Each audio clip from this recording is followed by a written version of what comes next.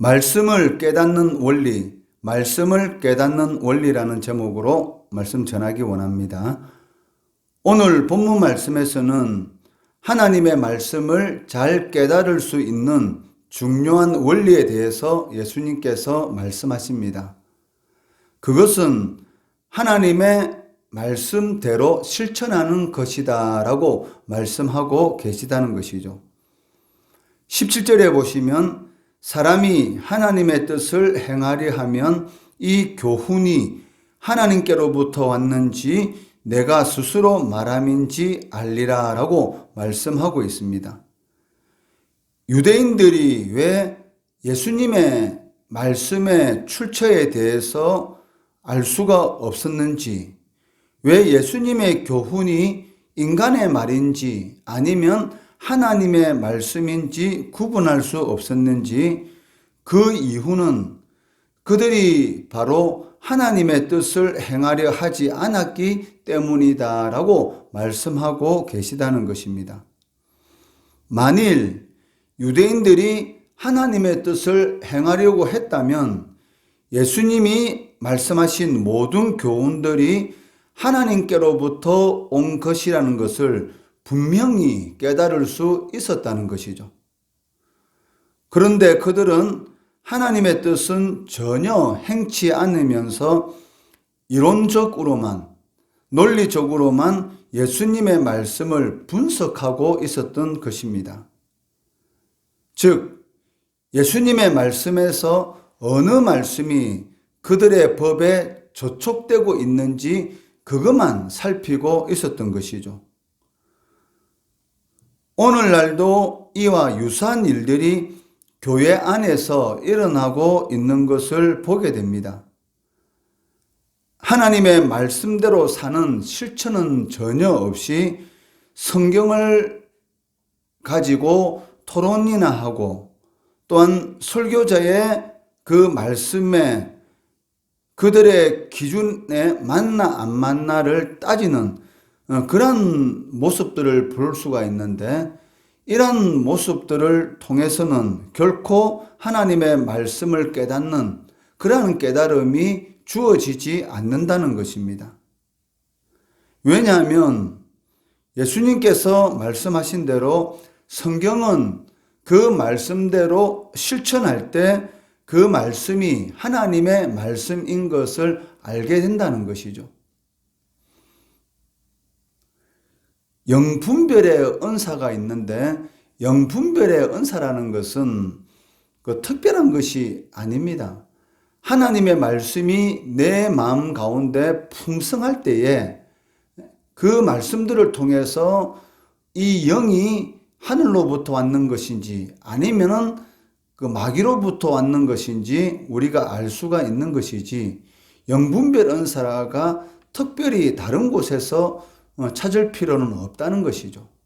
마찬가지로 하나님의 말씀을 우리의 삶 가운데 실천하려고 할 때에 그 말씀이 하나님으로부터 온 것인지 아니면 다른 곳으로부터 온 것인지 그것을 깨달을 수가 있다는 것입니다. 성경의 약속이 진정 하나님의 약속이며 성경에 기록된 모든 구절들이 죽은 문자가 아니라 삶 속에서 약동하는 하나님의 말씀이라는 것을 실천을 통해서 알게 된다는 것이죠.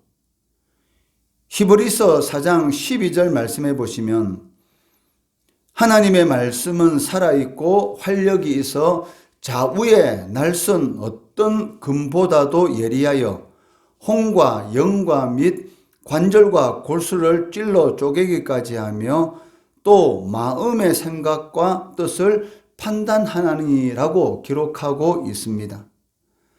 하나님의 말씀은 좌우에 날선 어떤 금보다도 예리하다라고 말씀하고 있는데, 여기서 말하는 금은 좌우 날이 서 있는 그런 금을 의미하고 있습니다. 그러니까 한쪽 면만 날이 서 있는 금이 아니라 좌우 양쪽에 날이 서 있기 때문에 어느 쪽으로 휘두르라도 그 검에 의해서 이 배임을 당하는 것이죠. 그러니까 하나님의 말씀은 이 좌우에 날선 그런 검과 똑같다는 것입니다. 하나님의 말씀이 선포되면 반드시 그 말씀이 살아 역사함으로 인해서 상대방에게 찔림을 주는 그러한 말씀으로 역사하는 것이 당연하다는 것이죠. 그런데도 불구하고 하나님의 말씀이 어떤 사람에게 전혀 반응이 일어나지 않는다. 그 이유는 하나님의 말씀을 듣고는 있지만 그 말씀을 실천하려고 하는 그러한 마음이 전혀 없기 때문인 것입니다. 실천 없이 머리로만 성경을 대할 때 성경은 기껏해야 고상한 도덕적인 그러한 가르침의 수준을 넘어서지 못한다는 것이죠. 이러한 말을 많이 들어보셨을 것입니다.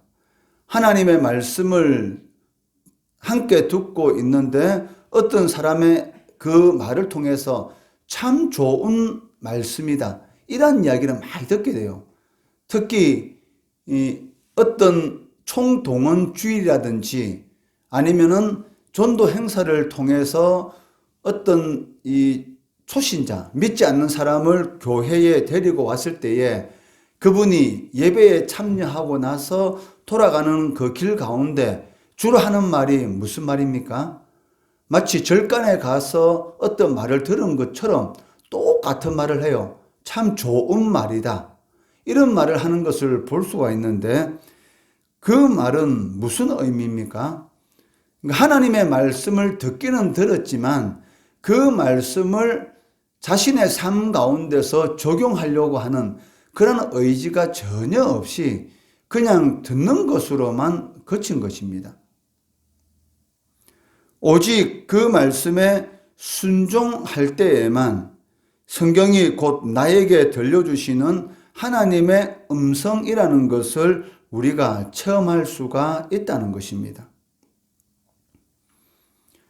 그러므로 예수님께서는 유대인들을 향해서 너희 중에 율법을 지키는 자가 없다라고 말씀하고 계십니다.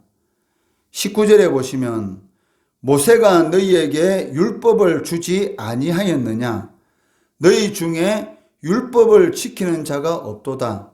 너희가 어찌하여 나를 죽이려 하느냐라고 말씀하고 계십니다. 이 말씀은 좀 이상하지 않습니까? 예수님께서 이 말씀을 하신 대상은 바로 유대인들입니다. 게다가 이들은 평범한 유대 백성이 아니고 산헤드린 공회원, 즉 유대의 종교 지도자들이라는 것입니다. 이들이야말로 모세 율법을 가장 잘 지키는 자들이다라고 할 수 있습니다.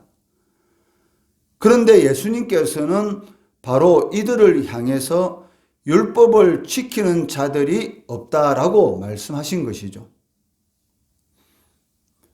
그렇다면 도대체 예수님께서는 어떤 의미에서 이들에 대해 율법을 지키지 않는 자들이다라고 말씀하신 것일까요? 바로 그들이 율법을 종교 행위로서만 지켰기 때문입니다. 그들이 비록 일주일에 2번씩 금식하고 소득의 11조를 정확히 계산해서 드리고 안식일 규례를 철두철미하게 지켰다 할지라도 그 모든 것들은 일종의 종교 형식이었을 뿐 거기에는 종교의 내용, 즉 참된 신앙이 결여되어 있었다는 것입니다. 이들은 율법의 사소한 규정은 꼬치꼬치 따지면서 지키고 있었지만 더 중요한 율법의 정신은 깡그리 버리고 있었던 것이죠. 마태복음 23장 24절에 보시면 화 있을진저 외식하는 서기관들과 바리새인들이여 너희가 박하와 해향과 건체의 11조는 들이되 율법에 더 중한 바 정의와 긍휼과 믿음은 버렸도다. 그러나 이것도 행하고 저것도 버리지 말아야 할지니라 라고 말씀하고 계십니다. 형식도 행해야 되지만 그 형식 안에 있는 내용도 알고 하나님의 율법을 지켜야 한다는 것이죠. 더구나 19절 말씀해 보시면 예수님을 향해 죽이려는 마음을 품고 있었다는 이 사실은 율법을 잘 지킨다라고 자부하는 그들이 정면으로 모세 10계명 중에 제6계명인 살인을 행하지 말라라는 이 6계명을 범하고 있었다는 것입니다. 신앙생활에는 어쩔 수 없이 종교적 행위가 필요합니다. 형식이 없이 내용을 담을 수 없는 것처럼 하나님께 대한 우리들의 신앙은 상당 부분 예배 드리는 것, 그리고 헌금 드리는 것, 그리고 주일 준수 등의 종교적 행위들을 통해서 표현될 수밖에 없습니다. 하나님께 예배 드리고 헌금 드리고 주일을 잘 지키고 하는 것은 성도로서 마땅히 해야 할 도리인 것이죠. 그런데 문제는 이 모든 것들이 신앙 없이 형식적으로 습관적으로 표현될 때에 문제가 일어난다는 것입니다. 한 경우를 예를 들어보면 어떤 성도가 주일 낮 예배는 물론이거니와 주일 저녁 예배, 수요 예배, 금요 기도회, 새벽 기도회까지 교회의 모든 예배를 빠짐없이 잘 드리고 있습니다.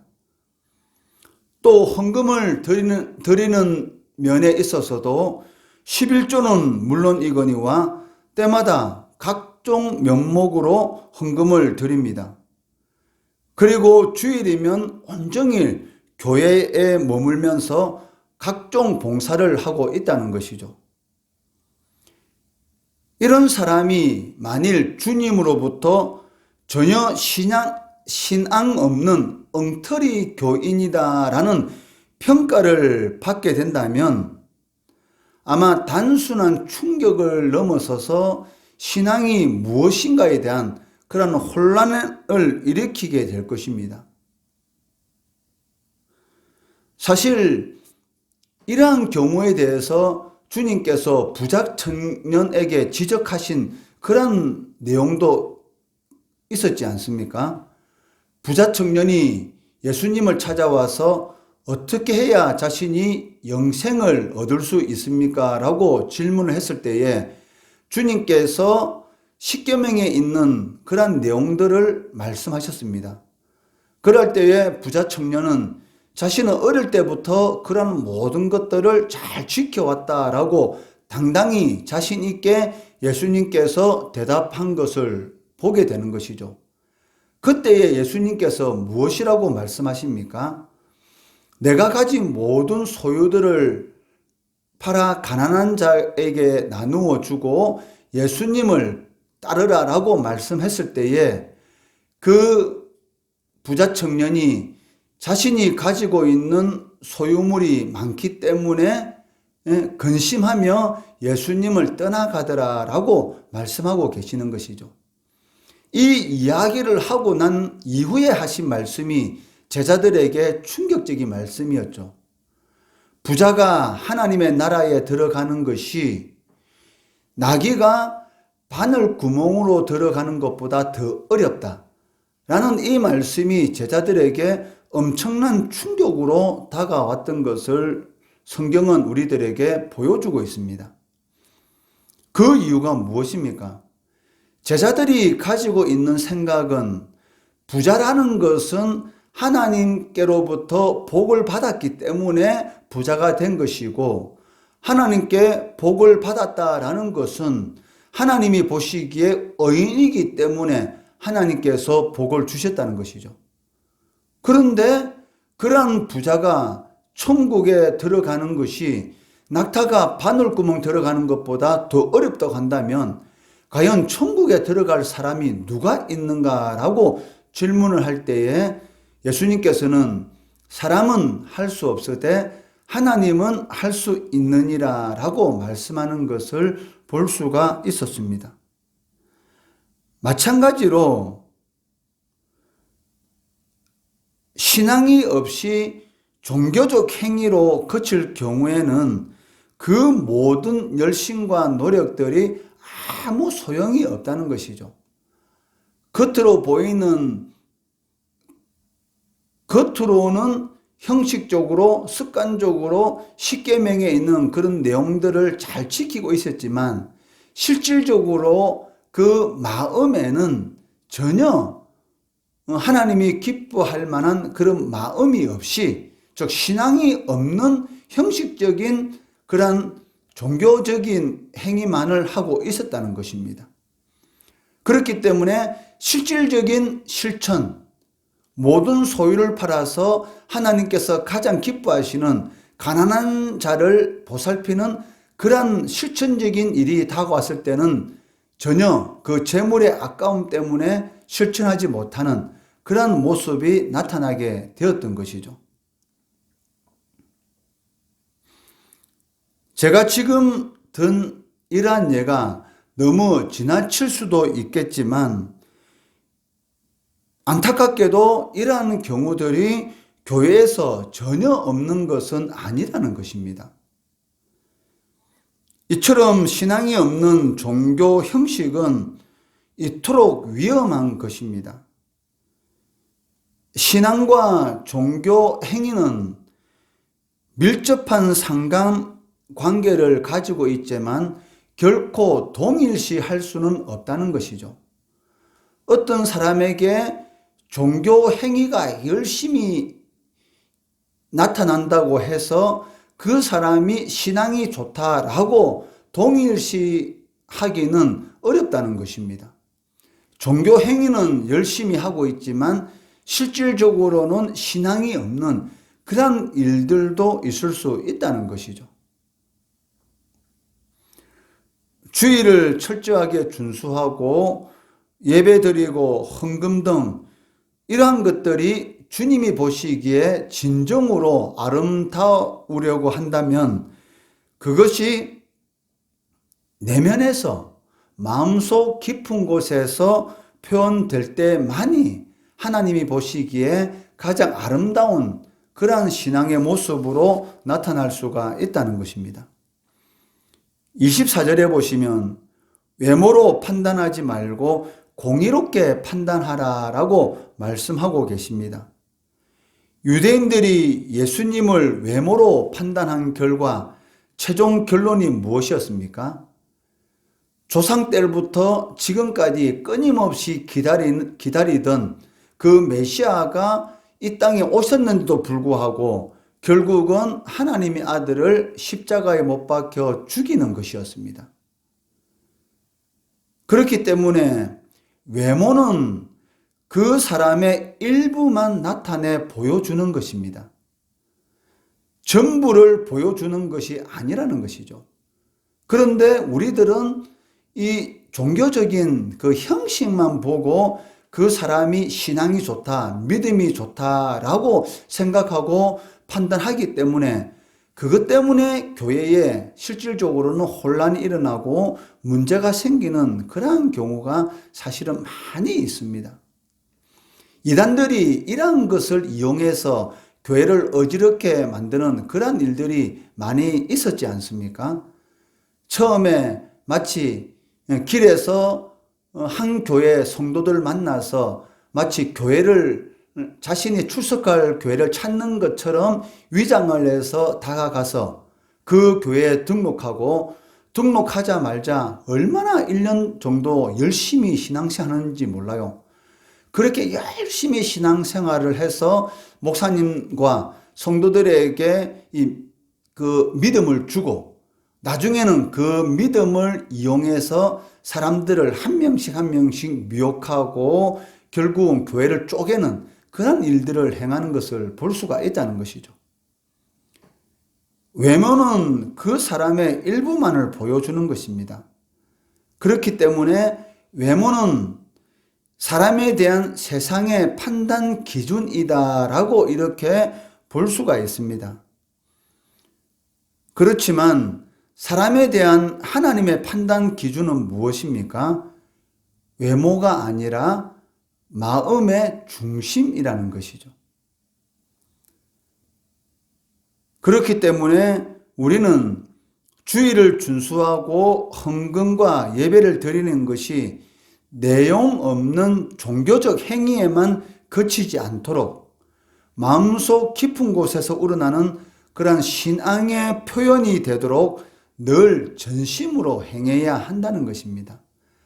마음을 다하고 뜻을 다하고 힘을 다하고 정성을 다해서 드리는 예배, 그러한 예배가 하나님이 받으시는 기뻐하는 예배인 것이지 성전 마당만 밟고 돌아가는 실천이 없는 그러한 신앙은 진정한 신앙이 아니라는 것이죠.